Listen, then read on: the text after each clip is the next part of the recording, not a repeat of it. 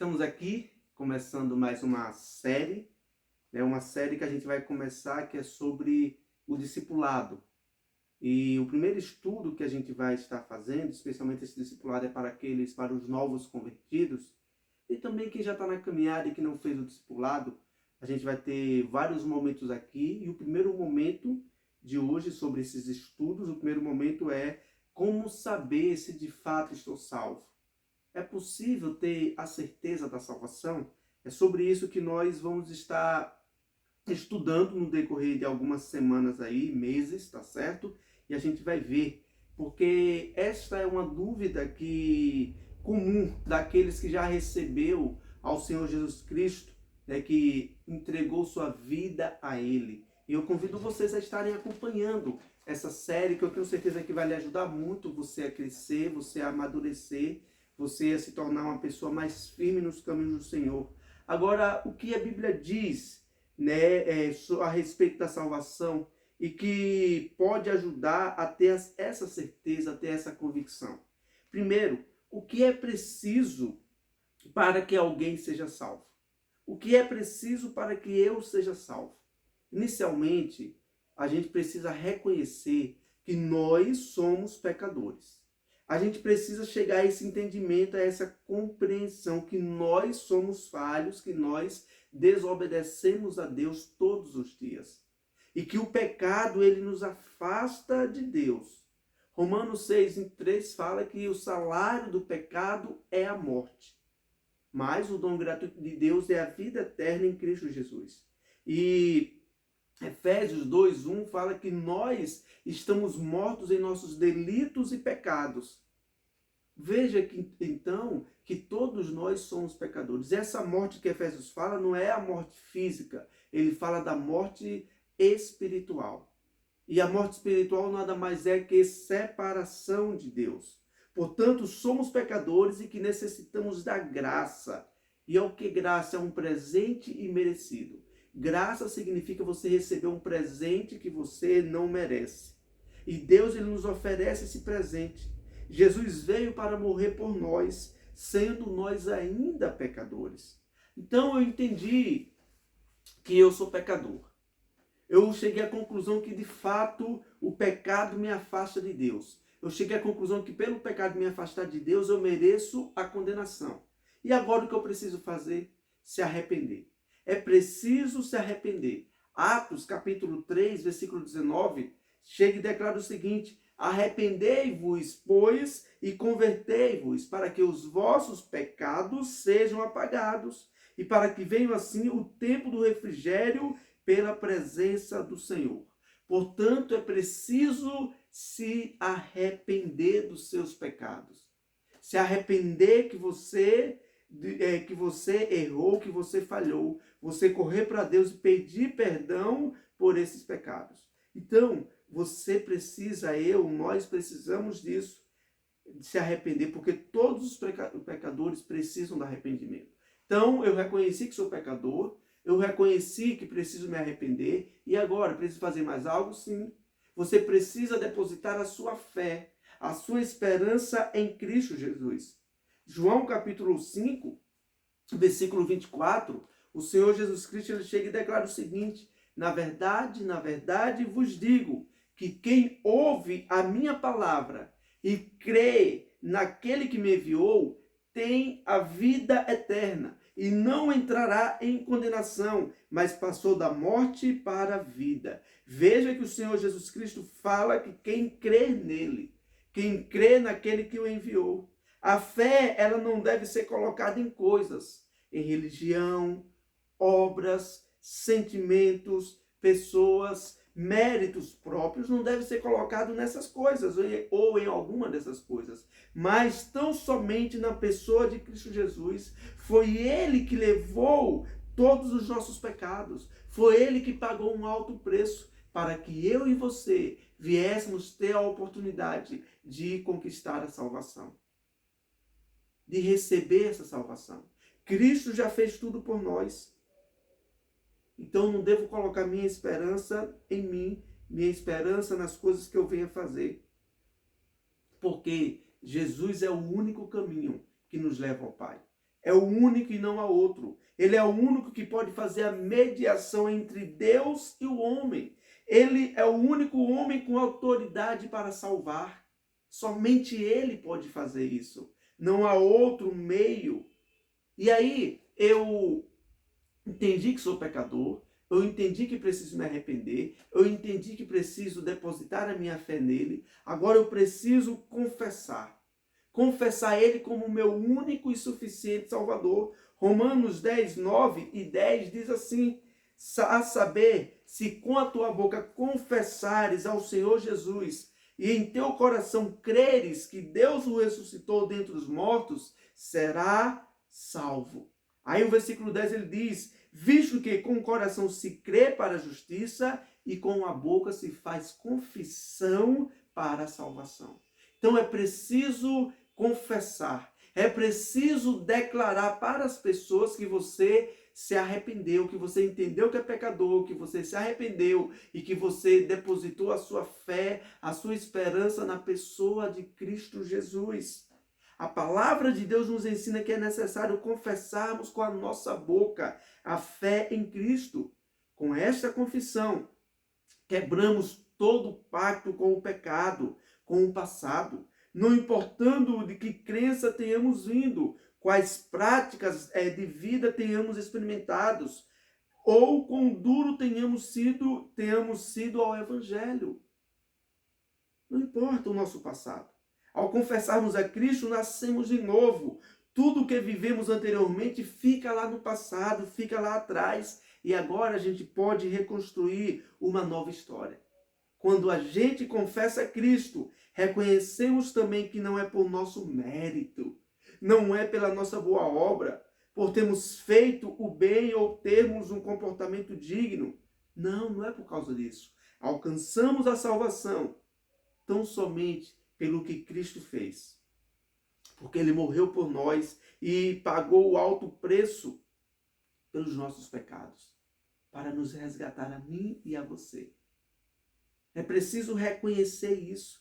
Reconhecemos que ele morreu por nós, mas que não permanecemos mortos ali. Cristo morreu, mas ele não permaneceu morto. E ele quer também nos ressuscitar. Ele quer nos tirar dessa morte espiritual e nos trazer para o seu reino eterno.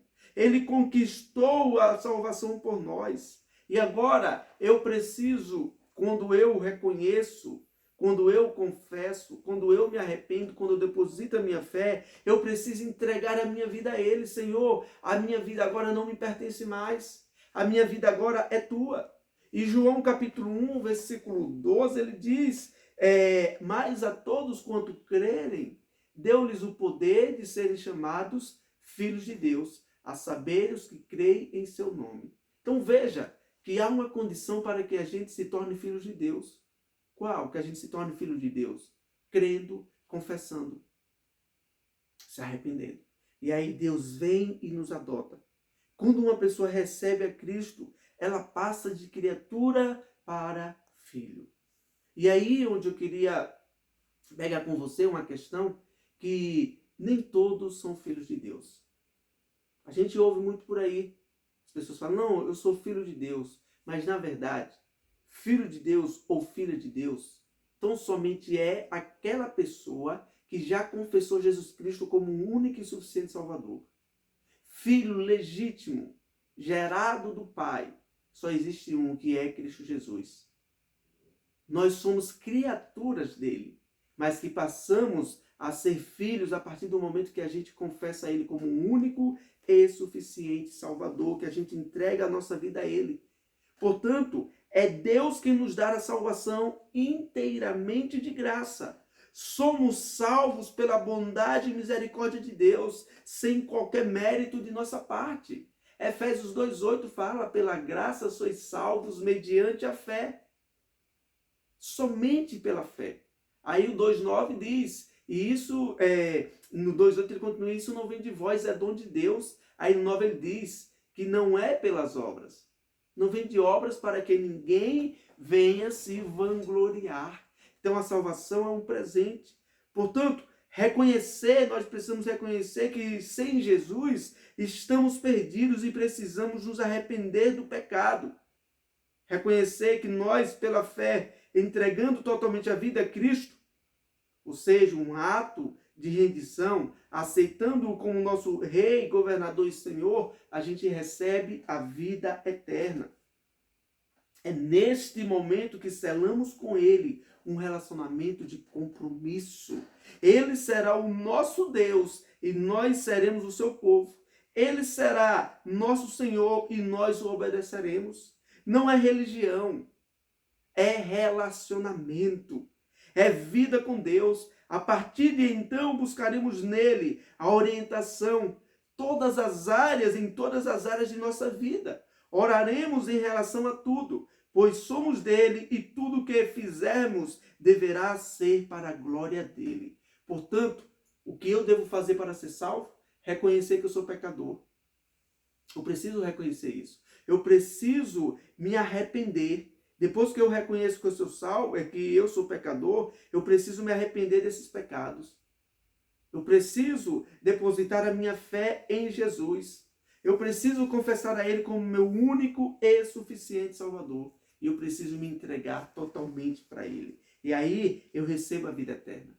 Agora, quais são as consequências de uma pessoa que não recebeu a Cristo? Que ela entendeu tudo isso, que ela compreendeu, mas mesmo assim ela diz, não, eu não quero. Quem sabe amanhã? Não é assim que muitos dizem? Não é assim que talvez você já disse uma vez? Ou várias vezes? Eu já fiz isso muitas vezes. Não, hoje não, quem sabe amanhã. Mas essa pessoa que não recebe a Cristo, se uma pessoa morre sem ter o seu pecado perdoado, pago pela fé em Cristo Jesus, terá apenas um outro destino para ele, que é a condenação eterna. João 3,36, o Senhor Jesus foi claro quando ele chega e diz, aquele que crê no Filho tem a vida eterna, mas aquele que não crê não tem a vida eterna. A ira de Deus permanece sobre ele. A ira de Deus, o juízo de Deus, a justiça de Deus permanece sobre essa pessoa. E se ela morrer sem Cristo, será lançada no inferno.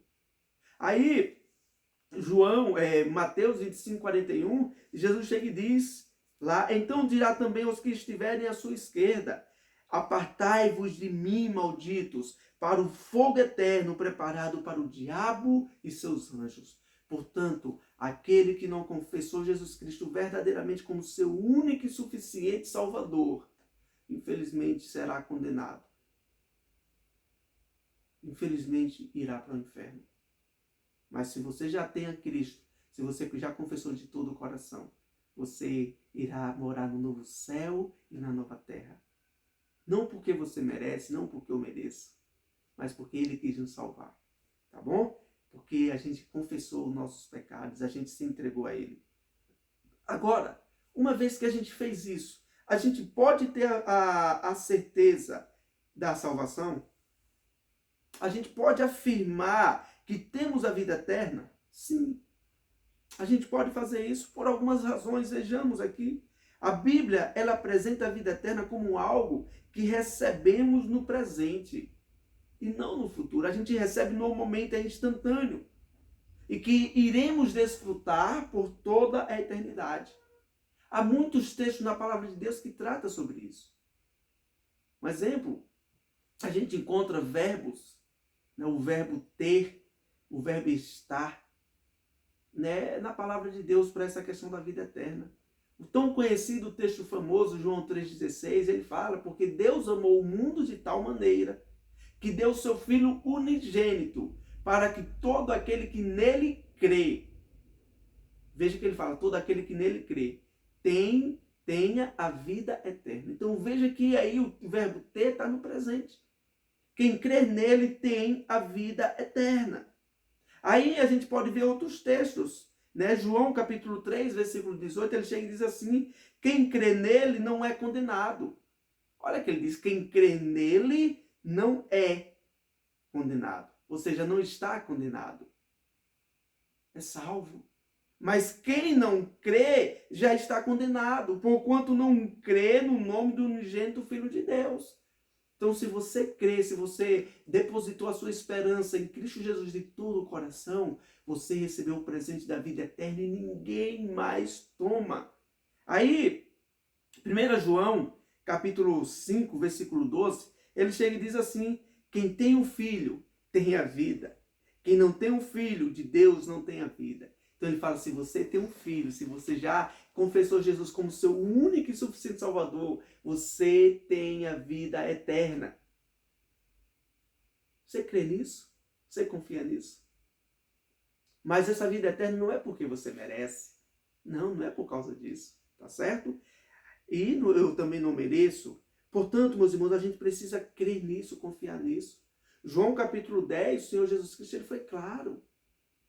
Ali a partir do versículo 29, ele fala assim que o que o Pai lhe deu, ninguém vai arrebatar das suas mãos, ninguém vai tirar. Ninguém. É um presente divino. Deus não volta atrás. Deus é fiel para cumprir com a sua promessa. Ele não é homem para que minta, nem filho do homem para que se arrependa. Se Deus falou, se Deus prometeu, pode ter certeza que ninguém vai tomar. Se Deus escreveu o seu nome no livro da vida, ninguém vai arriscar, ninguém vai rasurar. Deus é fiel para cumprir com a sua promessa. Portanto, se você já confessou Jesus como seu único e suficiente Salvador, se você depositou a sua esperança a Ele, se você entregou a sua vida a Ele, você é salvo pela graça. O sangue de Jesus Cristo lhe purificou de todo e qualquer pecado. O seu nome está escrito no livro da vida e ninguém jamais irá apagar. Aí, meus irmãos, o Espírito Santo, ele confirma isso, que nós somos salvos. Você vê que aqui em Romanos 8,16, ele vai dizer assim: o Espírito Santo testifica com o nosso espírito que somos filhos de Deus. Aí, Efésios 1,13, ele vai falar que nós somos selados com o Espírito Santo da promessa. E 1 João, capítulo 4, versículos 13 e 14, ele vai dizer que o Espírito Santo nos foi doado, nos foi dado como presente. Portanto, quando você confessa Jesus Cristo, quando você entrega a sua vida a Ele, quando você crê que somente Jesus Cristo é suficiente para lhe salvar, imediatamente você é batizado pelo Espírito Santo. O Espírito Santo passa a fazer morada em sua vida. E esse Espírito Santo, ele testifica com o seu espírito que você é filho de Deus, é filha de Deus. Você crê nisso? Você confia nisso? Portanto, uma vez salvo, nós cremos que para sempre é salvo. Ninguém vai tomar essa salvação. Ninguém, de maneira nenhuma. Se Deus lhe prometeu, Ele é fiel para cumprir. Agora, Deus, para a gente concluir, Deus, ele não nos salva para vivermos uma vida em pecado. Não. Deus nos salva para que a gente viva uma vida em santidade. A vida em santidade é uma das maiores evidências, ou se não a maior, que nós fomos salvos. Tá certo? Então, creia nisso, confie nisso. Eu vou para a igreja adorar a Deus com os irmãos, não para conquistar a salvação. Eu vou praticar boas obras não para conquistar a salvação, mas como forma de gratidão por aquilo que Ele fez comigo. Portanto, se você já recebeu a Cristo, comece desde já a servir.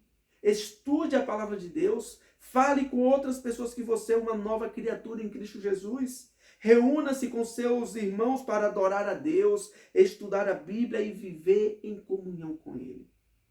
Faça isso. Procure crescer a cada dia mais na graça e no conhecimento do nosso Senhor e Salvador Cristo Jesus. Que essas verdades façam morada em vossos corações. Tá bom? Então, que Deus abençoe grandemente a sua vida. Que Deus cuide de você. Que Deus lhe dê sabedoria. Só queria orar por você neste momento. Ó Deus Santo, Deus bendito. Pai, abençoa, Pai, essa pessoa que está acompanhando, Pai, esse devocional, esse estudo, Pai, esse discipulado. Que essas verdades, Pai, façam morada nesses corações. Que essas pessoas, Pai, venham firmar um compromisso real, verdadeiro contigo, Pai. Que elas venham crescer a cada dia mais na Tua graça e no Teu conhecimento. Que elas venham entender, Pai, que por causa de Cristo Jesus, por elas terem depositado a esperança nele, elas receberam a vida eterna de presente por meio da fé. Que elas venham se apropriar disso a cada dia, Pai. E aqueles que têm nos acompanhado, que infelizmente ainda não confessou Jesus, teu Filho, como um único e suficiente Salvador, que elas venham, Pai, a confessar e que elas venham firmar esse compromisso contigo e assim receber a vida eterna. É em nome do teu Filho amado, Senhor Jesus, que te oramos e te agradecemos por tudo.